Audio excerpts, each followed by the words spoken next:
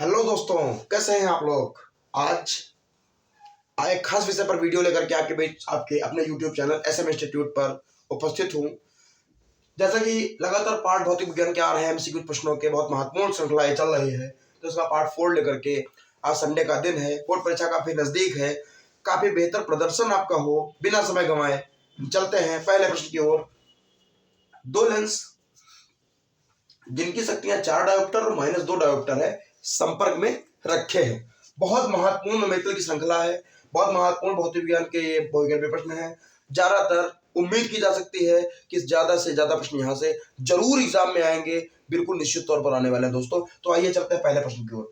एक लेंस की क्षमता P1 4 डायोप्टर, दूसरी -2 डायोप्टर है, संपर्क में रखें। आप जानते हैं कि P बराबर होता है P1 प्लस P2, तो इसको हम रखेंगे तो यहाँ पर क्या हो जाएगा, ये हो जाएगा 4 और ये हो जाएगा -2, यानी कि कुल 2 डायोप्टर क्षमता हो जाएगी।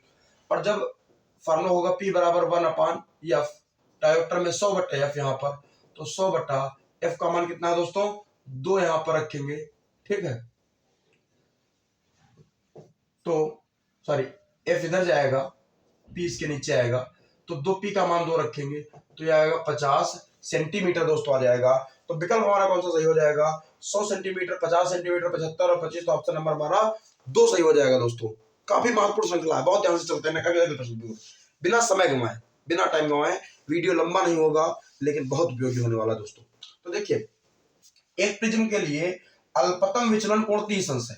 भाई अल्पतम विचलन कोण एक प्रिज्म के लिए कितना है दोस्तों, 30 अंश अल्पतम विचलन कोण होने वाला। तो देखिए, अल्पतम विचलन कोण को हम डेल्टा एम से या डेल एम से प्रदर्शित करते हैं, आप सभी जानते हैं। तो अल्पतम विचलन कोण कितना है यहाँ पे, 30 अंश है।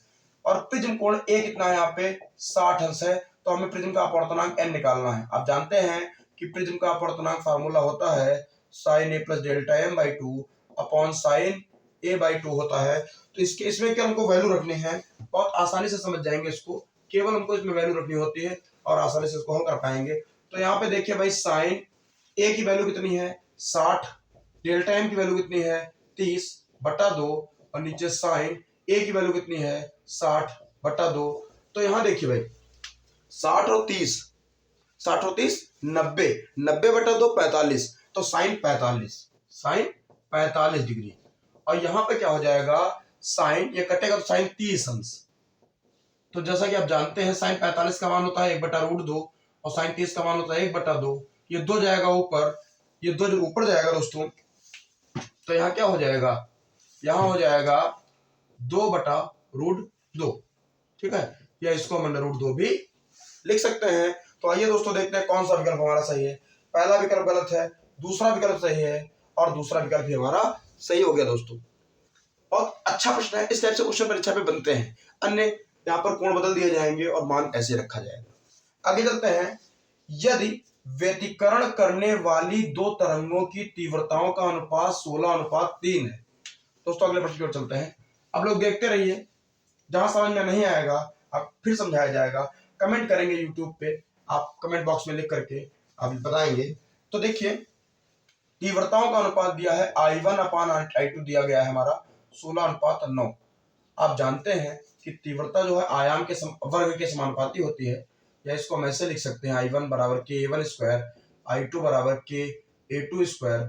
इनको परस्पर भाग करा देंगे अगर, तो देखिए भाई I1/I2 का मान दिया है 16/9 और A1/A2 इसका स्क्वायर है, स्क्वायर हटाएंगे तो यहाँ रूट लग जाएगा, तो हो जाएगा A1/A2 बराबर में क्या हो जाएगा 4, इसका वर्गमूल हो जाएगा, इसका वर्गमूल हो जाएगा 3। A1/A2 की वैल्यू आ जाएगी 4/3। हमें क्या ज्ञात करना है कि महत्तम और न्यूनतम तीव्रताओं का अनुपात। तो भाई देखिए, जो महत्तम तीव्रता होता है I मैक्सिमम और जो मिनिमम तीव्रता होता है I मिनिमम, इसके लिए फार्मूला होता है A1 + A2 का whole square upon A1 - A2 का होल स्क्वायर दोस्तों, ठीक है। तो इसको सीधे हम अगर यहाँ पर इसको 4x मान लें, इसको 3x मान लें, ऐसा कर सकते हैं। तो ऊपर हो जाएगा 7x और नीचे 4 से 3 जाएगा तो केवल x का स्क्वायर हो जाएगा। तो दोस्तों इस तरह से x कैंसिल हो जाएगा, तो 7×7 = 49 आ जाएगा दोस्तों। ये तरीका आपको समझ में नहीं आया है अगर, तो A2 इधर ले जाओ, 4A2/3, तो A2 की जगह A1 की जगह 4A2/3 भी लिख के हम हल कर सकते हैं। तो ये 49/1 ऑप्शन नंबर सही हो जाएगा हमारा बी, ठीक है। अगले प्रश्न की ओर चलते हैं। आपतित प्रकाश की आवृत्ति तथा निरोधी विभव के बीच खींचे गए ग्राफ की ढलान होती है। तो इसके लिए याद रखेंगे आप, ग्राफ की जो ढलान होती है वो होती है h/e। ऑप्शन नंबर बी हमारा यहाँ पे सही हो जाएगा दोस्तों। अगले प्रश्न पर चलते हैं, बिना समय गवाए बहुत तेजी से पढ़ेंगे। दे ब्रोगली तरंग की तरंग दैर्ध्य निर्भर नहीं करती है।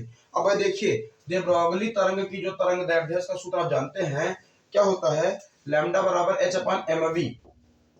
ठीक है, तो भैया द्रव्यमान पर तो निर्भर करती है, वेग पर तो निर्भर करती है, mv को ही संवेग कहते हैं, संवेग पर भी निर्भर करती है। निर्भर किस पर नहीं करती है, आवेश पर निर्भर नहीं करती है। तो ऑप्शन हमारा सही हो जाएगा बी दोस्तों। इसके बाद फोटॉन के गतिज द्रव्यमान का सूत्र है। तो फोटॉन के गतिज द्रव्यमान का सूत्र है जो भैया, वो होता है बी नंबर हमारा hν/c²। ठीक है, इसको आप जो hc/λ वाला फार्मूला था उससे आप बना सकते हैं। ठीक है, E बराबर hc/λ। निम्न कण एक समान वेग से गतिमान है, निम्न कण एक समान वेग से गतिमान है, तो दे ब्रोगली तरंग दैर्ध्य अधिकतम वाला कण कौन सा है। तो भाई देखो, इलेक्ट्रॉन, प्रोटॉन, न्यूट्रॉन और अल्फा कण। तो भैया यहाँ पर जो इलेक्ट्रॉन है, ये जो है अधिकतम दे ब्रोगली तरंग दैर्ध्य वाला कण है। इसका संबंध हम यहाँ से समझते हैं, लैम्डा बराबर h/mv से। वेग तो समान है, फर्क द्रव्यमान का है। ठीक है, तो भैया अधिकतम दे ब्रोगली तरंग दैर्ध्य उसकी होगी जो द्रव्यमान होगा मिनिमम। ठीक, ये इलेक्ट्रॉन होगा। हाइड्रोजन परमाणु की दो उत्तरोत्तर, अगला प्रश्न है हमारा, हाइड्रोजन परमाणु की दो उत्तरोत्तर कक्षाओं में इलेक्ट्रॉनों के कोणीय संवेग में अंतर होता है। तो भैया आपने पढ़ा था बोहर का मॉडल, h/2π का अंतर होता है दोस्तों, बोहर का अभिग्रहित।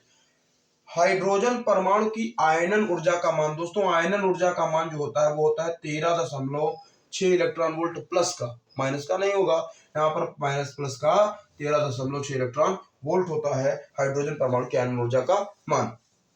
आगे चलते हैं, सम न्यूट्रॉनिक युग्म में, महत्वपूर्ण क्वेश्चन दोस्तों है सम न्यूट्रॉनिक युग्म। सम न्यूट्रॉनिक, अब देखिए भाई, न्यूट्रॉन निकालने के लिए आप क्या करते हैं, न्यूट्रॉन निकालने के लिए आपको पता है कि भैया ए बराबर, यानी कि परमाणु भार बराबर प्रोटॉन प्लस न्यूट्रॉन होता है, यानी कि न्यूट्रॉन बराबर होता है a-p।